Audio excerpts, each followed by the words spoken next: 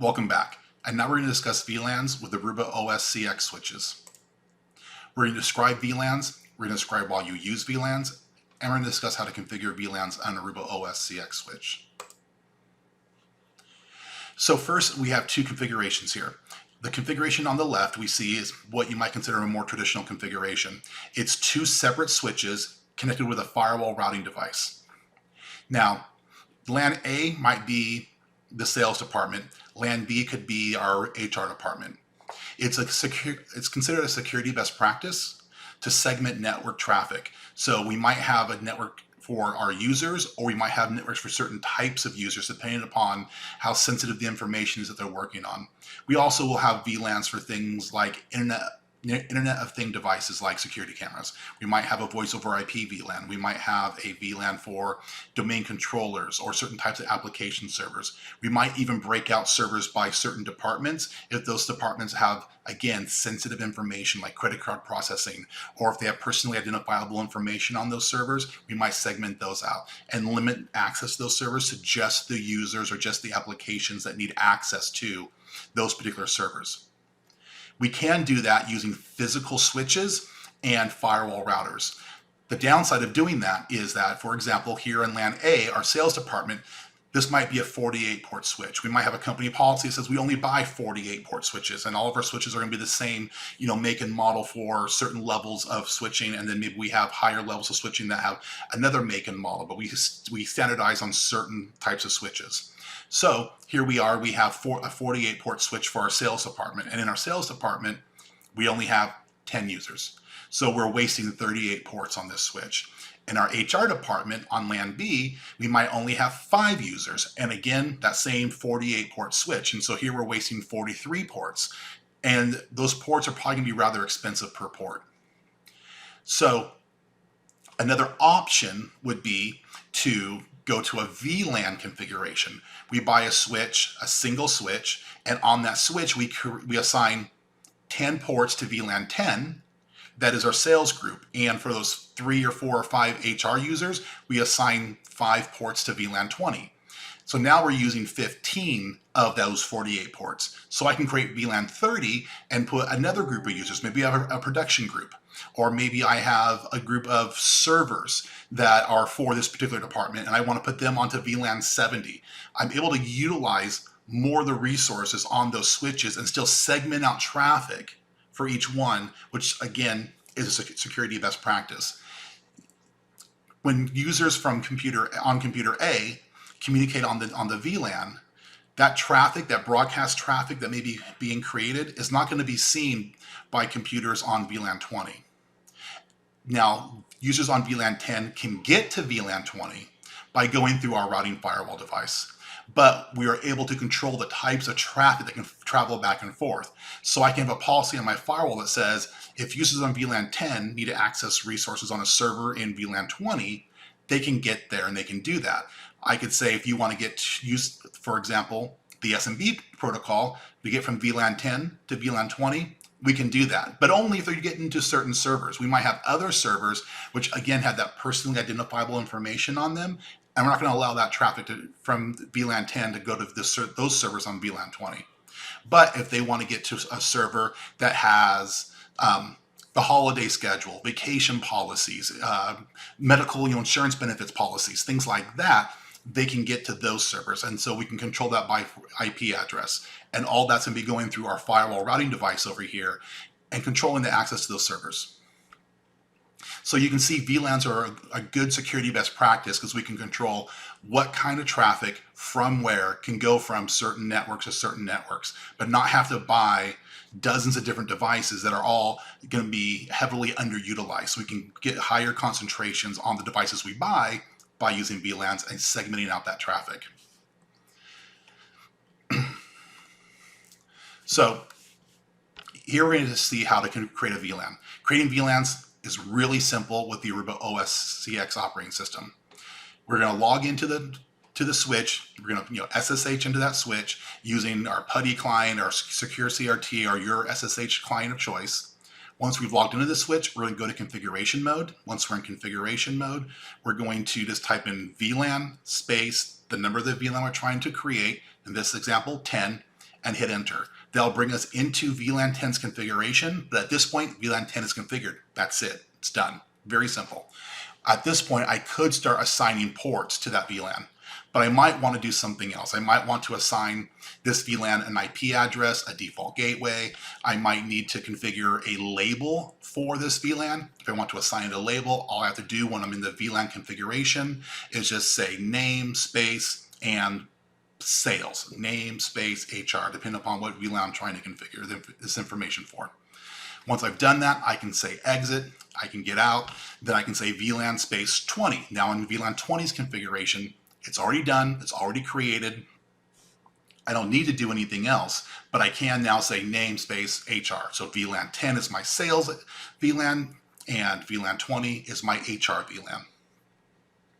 If I wanted to see the configuration of those VLANs, I could do a show space VLAN and I could get that information. Next, I'm going to show you how to actually configure VLANs on Aruba OS CX switch. All right, so now I'm going to show you how to configure VLANs on Aruba OS CX switch. Here I've got two workstations, PC1 and PC2, and they're both connected to the same Aruba OS CX switch. PC1 is connected to interface 1/1/1, and PC2 is connected to interface 1/1/2. First, I'm going to log into my Aruba OS CX switch. The very first time you log in to an Aruba OS CX switch, the password is blank, but I have logged into this switch before. And so I have a password on here. By default, it'll be blank, and if it's the first time you've logged in, it's going to ask you to configure a password. So now I'm logged in. I'm going to go to configuration mode. And the first thing I need to do is make sure that my interfaces are up and set as switch interfaces and not routing interfaces. So interface 1/1/1 through 1/1/2. I'm going to say no shut and no routing. All right, I'm going to exit from here. And now I'm going to create VLAN 10. So I'm going to say VLAN 10, and that's it. I've now created VLAN 10. It was that simple. At this point, I could start assigning interfaces to VLAN 10, but first I'm going to go ahead and give VLAN 10 a name. I'm going to say name sales. And now from here, I'm going to go in and create VLAN 20. Now, I could exit out, go back to my config terminal command prompt or prompt, but I'm going to, from here instead, just go VLAN 20. VLAN 20 is created. I'm going to give it a name, HR. Oops. Name, HR. There we go. So now we have our VLAN 10 labeled sales and our VLAN 20 labeled HR. So now I'm going to go back into my interface. 1/1/1.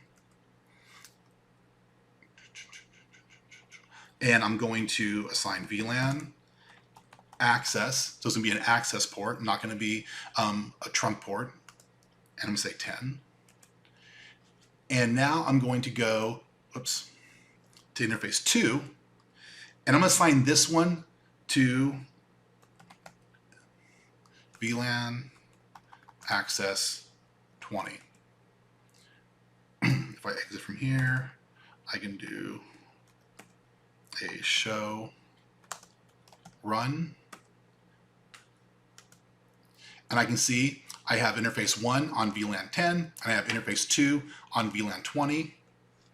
I'm going to do a write mem, and so what I'm doing now is I'm committing the changes that are in memory to my startup config. So if I reboot this switch, I don't lose these changes. I'm going to go back to configuration mode. So when I start doing my testing, I can show you quickly how changing the VLANs on these will work. Okay, I'm going to go to interface 1/1/2. And currently, interface 1/1/2 is on VLAN 20, and PC1 on interface 1 is on VLAN 10. So I'm going to go to my system tools. Now,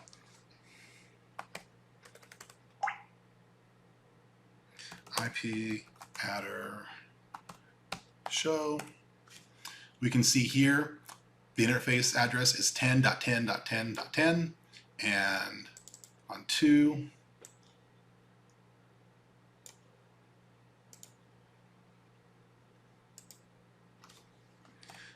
IP adder show, I have 10.10.10.11. So they're on the same subnet. All right, if these were connected to a dumb switch or to a layer 1 device like a hub, then they would automatically be communicating. From this guy, I'm going to say ping 10.10.10.11. So this is my computer with address 10.10.10.10. I'm going to ping 11.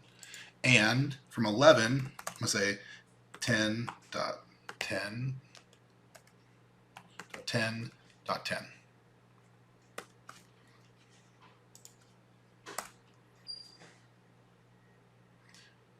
And as you can see, I'm not able to ping because they're on different VLANs. If I say VLAN access 10, so I'm going to change port 2 from VLAN 20 to VLAN 10, immediately packets start being received and going through. It was that quick and that easy. So in order for these guys to communicate with them on different VLANs, they'd have to be on different IP subnets, and I'd have to have a routing device in there to transfer the traffic back and forth. But I don't have that, and put it back on 20, and you see traffic stopped. All right, so this was configuring VLANs on Aruba OS CX switches. I hope you enjoyed it, and I hope you learned a lot.